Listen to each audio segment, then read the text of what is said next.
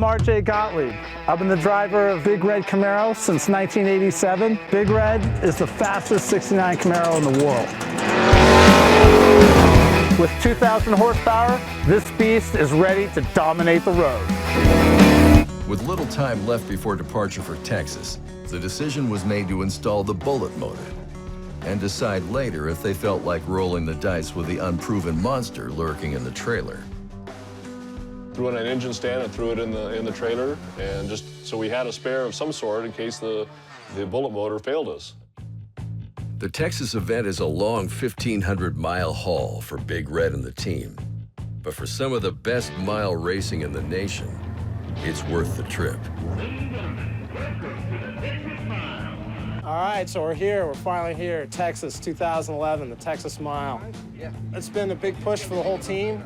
Dave Ward driving 3 days from California to Texas to make this run. The Texas Mile pretty much sells out in about 3 hours. We had to sign up on the computer, and within 3 hours it was sold out, which is 185 cars. I think the competition's a lot tougher than it's ever been. I'm seeing a lot of GT40 Fords, a lot of the big Vipers, twin turbos, a lot of supercharged cars. It's going to be hard to be the fastest car here. I think we'll probably, if everything goes right, be one of the faster normally aspirated cars if we run the number we think we're going to run. But it's going to be really interesting to see what happens this weekend. A lot of changes, and so I'm just hoping for the best. I want to break 210. See what happens. Give it our best shot. The Texas Mile is a speed shootout from a standing start to the end of the mile. Top speed is the only measure of success.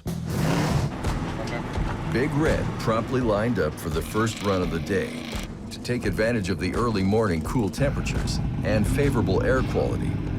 You got your gloves, right? Yeah, I got my gloves. Got your Hans? No, I'm not going to wear it this run. And the reason for that is? I can't turn my head, and I've almost gotten to a goddamn wreck because of the goddamn thing, so I'm not going to wear it because they're not making me. Does anyone else got any questions about the Hans? If they do, they go back to the trailer and go get it for themselves.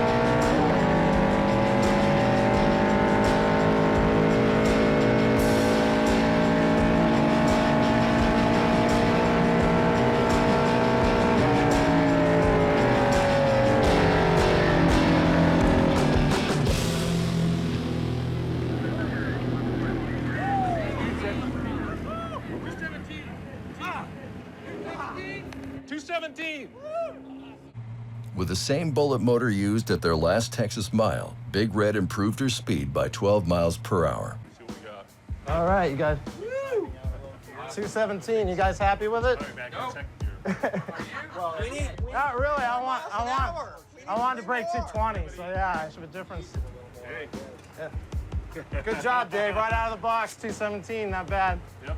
And for a terrible start, I couldn't just. It wasn't bad. No, it wasn't bad at all. It felt so bad in the car. I was completely out of the gas at first, and then I eased it back down. Oh, you did? Yeah. That's Okay, so that was still first. It was just, I couldn't even, yeah. Oh, okay, it well, just chat. I almost I felt thought like you shifted there. That was. I probably should have started in second. Shifted, it went way down. So what's the fast time right now? 225? Oh, 228. Who did that? Turboed Viper. Dave, how quickly you want to go out again? You want to do it like an hour? The appearance of the old legend also created quite a stir in the paddock. Yeah? It's nice to meet you. My name's RJ. Nice to meet you. Check the water. Check the water. But the task at hand was to improve on that time over the weekend and try for the magic number of 220.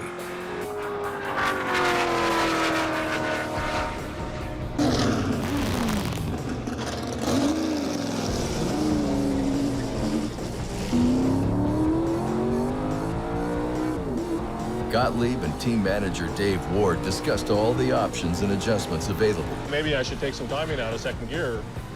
I put everything back into it. From timing, fuel, and gearing.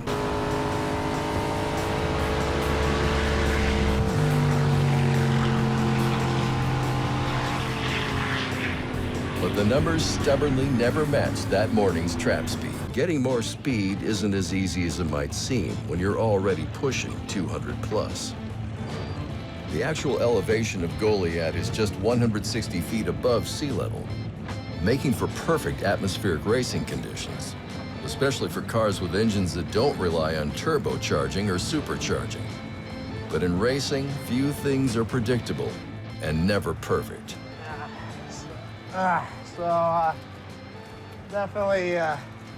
Definitely air got deteriorated. The concept of density altitude is a little tricky to explain.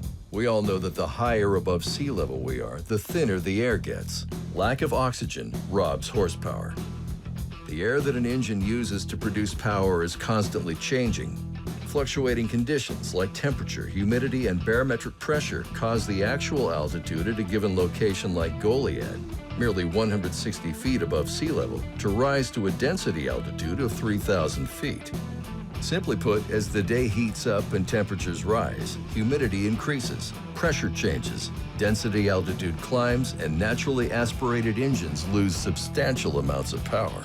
Big Red, with its old-school twin four-barrel carburetors, struggled mightily against the elements. So Larry, we're hoping we can do another run today. What's the relative altitude right now? Okay, so 3,000 feet, huh? Wow. So we're almost at sea level here, aren't we? Supposed to be, yeah. Right, so the air has gotten really humid, really hot. It goes down significantly, we'll probably do another run.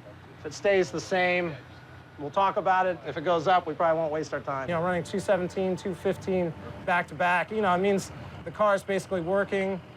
You know, Big Red's doing what we want it to do, but you know, there's always that fine tuning at the end to get the last few mile an hour, and anything short of changing to the monster motor and doing a complete engine swap, it'll be fine adjustments now, but you know, with the wind and with the air quality and these adjustments, you know, you can still, you know, I still think we could get into the 220s, so without a problem. Want more adrenaline-fueled action? Then hit the like, follow, and subscribe button.